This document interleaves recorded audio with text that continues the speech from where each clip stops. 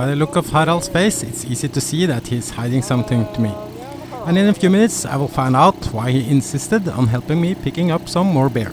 I was going on my last beer run to my friends Richard and Kim waiting in Grenada. Harald is nice and helping me transporting beer.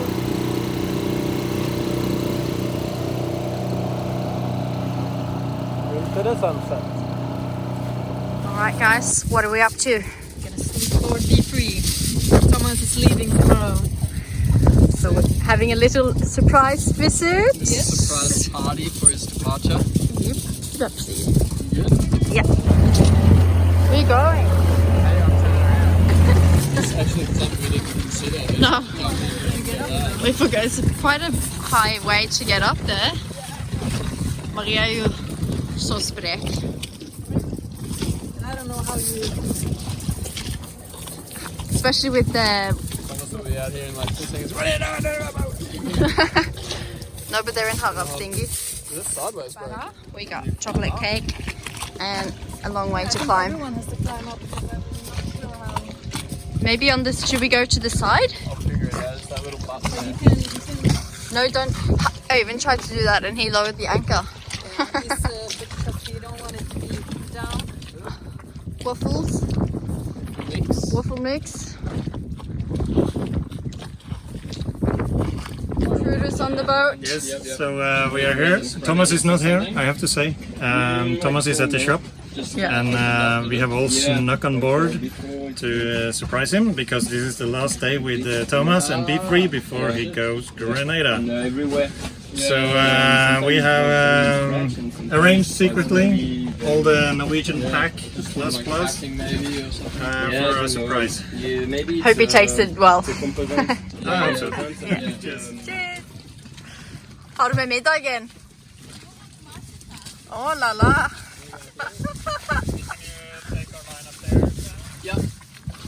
Okay, Thomas, thank you for everything. Good parties, some good work on the boat, and some good trips on the island. Yeah, we See you became later. a Corona family.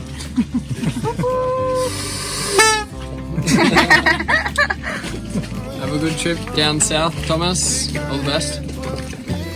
Hi Thomas, meet you very soon down south because I'm leaving to Toronto. Yeah. Takk for alt, Thomas. God tur, så snakkes vi snart. Be free with me. Kort, men godt. Det var utrolig hyggelig å bli kjent med deg, og så ses vi i Grenada ganske snart. God seilas. God seilas. Ses i Grenada. Ok, hopp opp.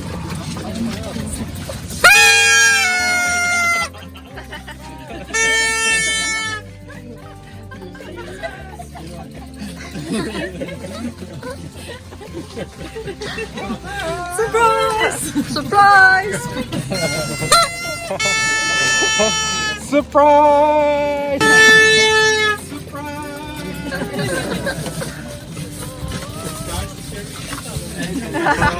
Det hjelper ikke å stenge døra, liksom. Cheers! Cheers! Be free! Be free. Be free. Be free. Teknikken, er det det som er hemmelig? Ja, fy faen, det er profesjonelle greier.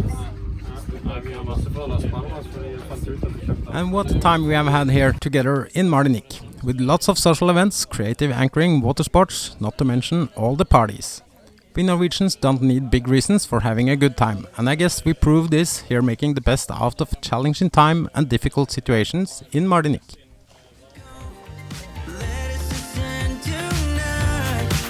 Everyone could be so happy and the sun will shine all night. We could have a good time.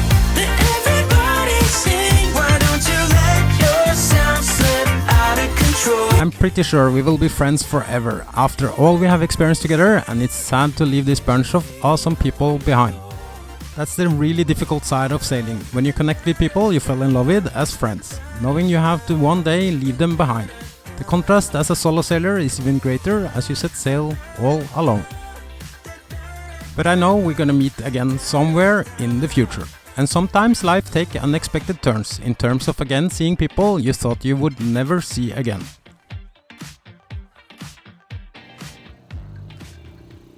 So back to my last beer run before the send-away party. I never expected to see my Canadian friends Richard and Kim in a while, because they sail northeast and I was planning to cross the Panama Canal heading out the Pacific. But the COVID situation has made it that they now are in Grenada. And we're gonna meet again when I get there and are done with my quarantine. I met Richard and his lovely wife from Canada the first time when I was in Panama 2019. Even though they are sailing a catamaran, they are pretty cool people. And of course their lovely dog Charlie must be confused living on a cat. I guess you need to be a sailor to see the joke playing with words here.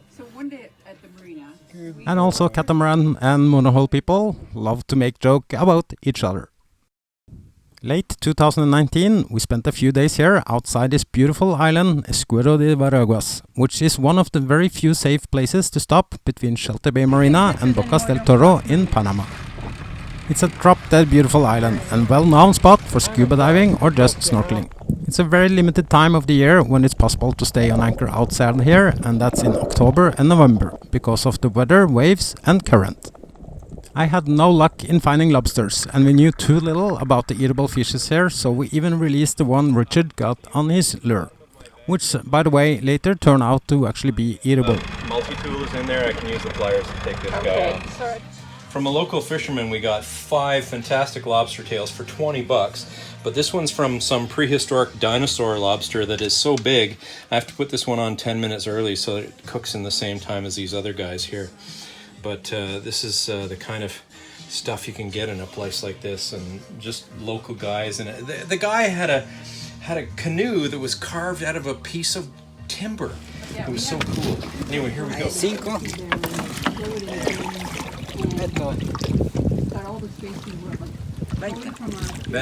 por 5?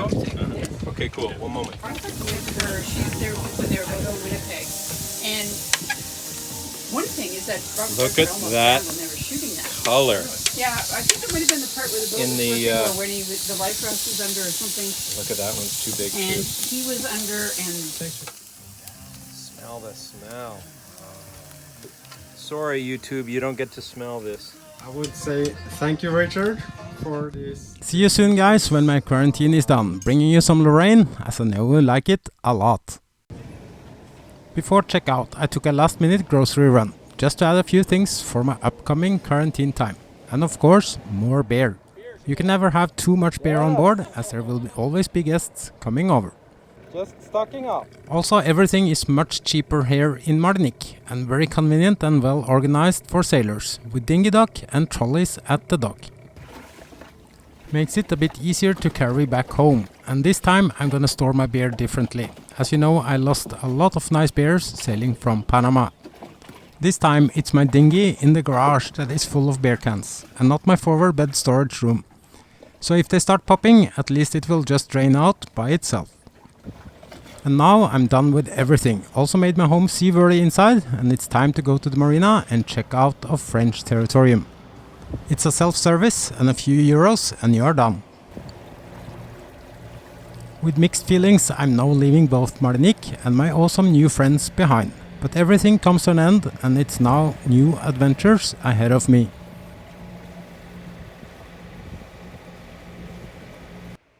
In the previous episode I told you how this island has been growing on me, learning more about the island and myself as a person. It's so many good memories I will carry with me for the rest of my life from a stay here in Martinique, and I hope I have been able to share some of the moments in an authentic way with you guys. I'm well prepared for my solo sail down south to Grenada, and I expect it to only take around 20 to 24 hours, as it's not more than 160 miles. Normally that would go much faster, but weather protection tells me it's not gonna be much wind.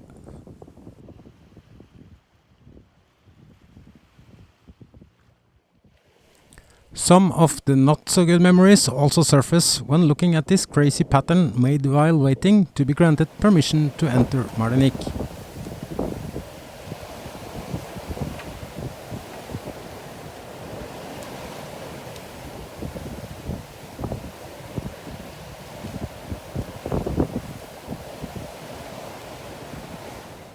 From Martinique to St. Lucia is not very long distance, but according to my weather information it's going to be a bit rough in the Lucia channel with some squalls.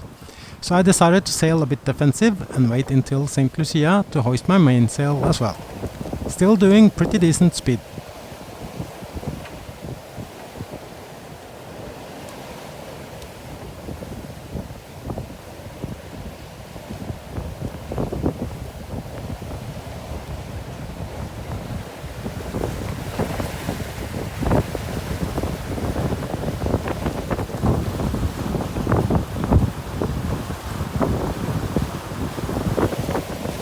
Predictions was not so accurate, so the squalls did not arrive before much later.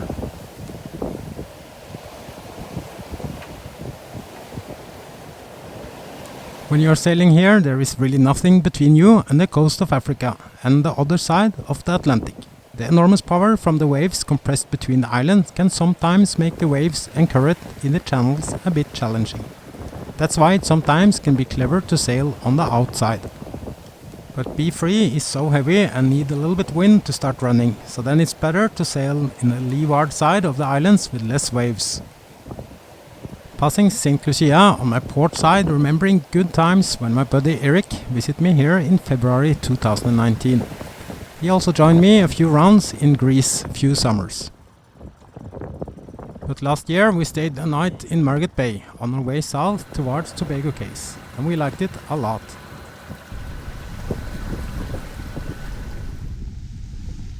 But no stops on the way this time, as I then would risk troubles getting into Grenada, and my ticket to get in there is booked and approved in advance. Upon departure from Martinique, I did a lot of research to make sure I had all the necessary information and found the best option to me. And Grenada was the easiest, and also I can stay on my own anchor. Passing St. Vincent in 8 to 10 knots on autopilot, I made myself some fast foods in terms of some fried hot dogs.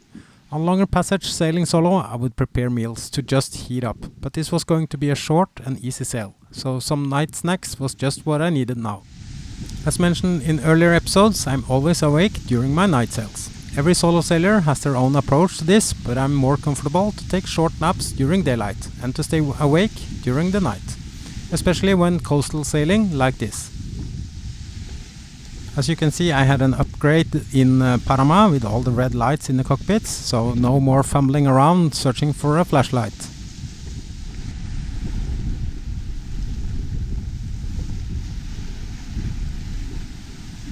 Coming from the biggest coffee drinking country in the world per capita, it's mandatory to have coffee, and I really enjoy my coffee during my night sail.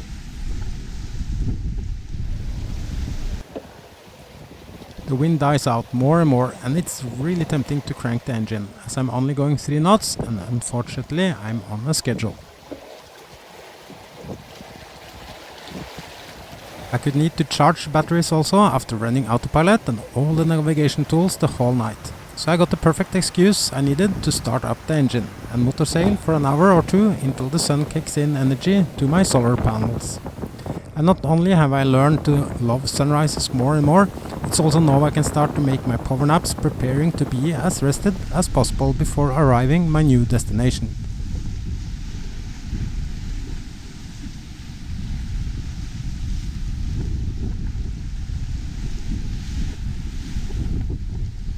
Not so much wind so far on this journey, but still reaching 10 knots now and then. I choose to sail on the leeward side of the island to not have so much waves, as I planned to sleep and it was not so much wind. If the wind would be better, I probably would choose to sail on the Atlantic side of the islands to go faster.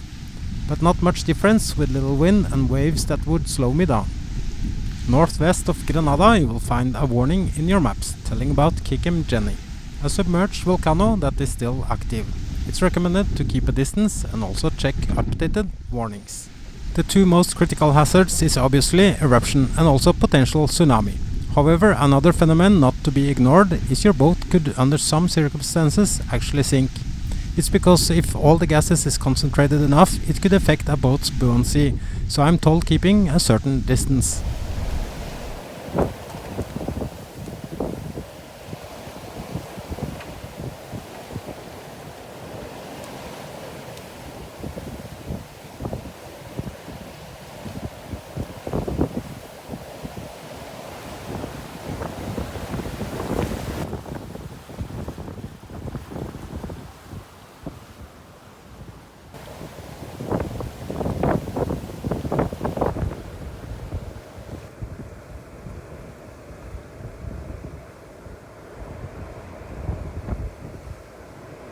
Lots of boats sailing all directions and rapidly changing winds. I found it better to hand steer the last few miles approaching Grenada.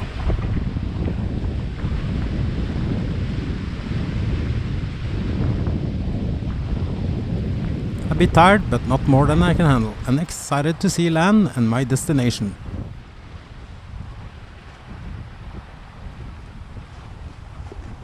The weather is starting to get a little bit better, but still not much wind, so the whole sail took about the time I expected it to, based on my weather and route planning ahead of my departure.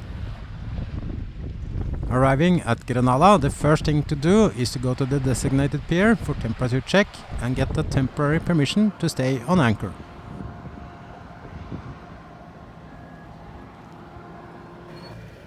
After 20 minutes, I was given permission to go to my quarantine anchorage and now have to stay on board for 2 weeks. The whole experience so far has been professional and very well organized, so predictable and lots of precise and good information, making it able to prepare both my boat and my own mindset upon arrival and what's ahead of me. Thank you for everything so far, Grenada, and it feels like a privilege to fly my quarantine flag and wait to have my COVID test. Even though it's gonna be pretty rolly here, I have some old school tricks out of my sleeve. Swinging the boom out with one of my drogs attached to a rope. Have to put more weight on the drog though, as it did not function optimal at the first attempt. But this technique can make a difference in a rolly anchorage.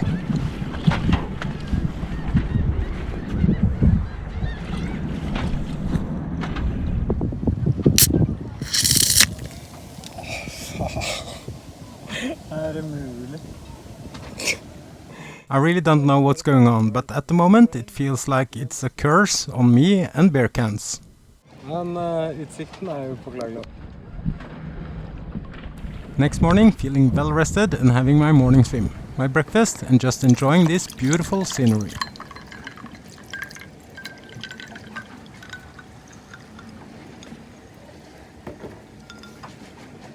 And this view is absolutely stunning. Because of my sailing routines, changing between being awake from day to night is in a way comparable with a jet lag. So even these short overnight sails give me that effect, and I had trouble getting back to normal day rhythm again. I decided today to just chill and relax.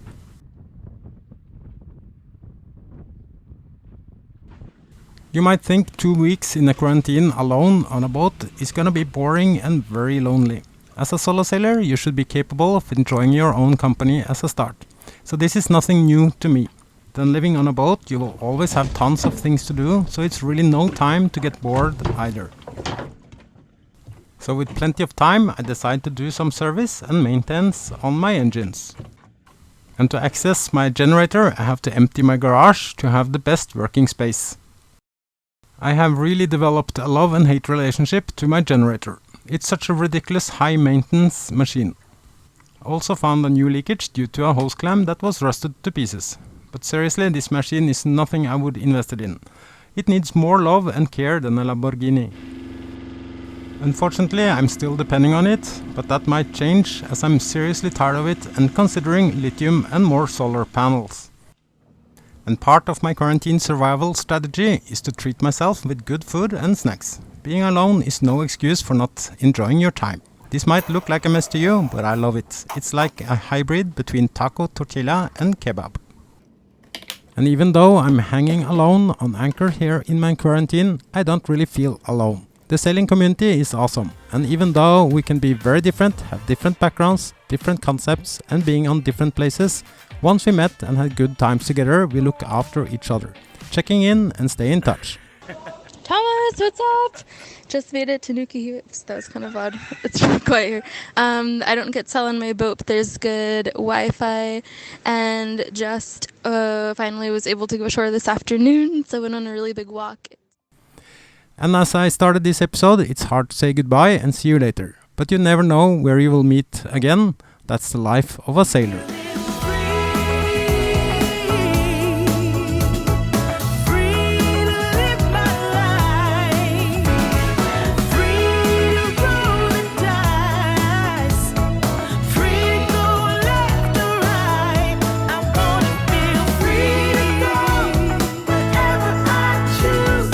Free to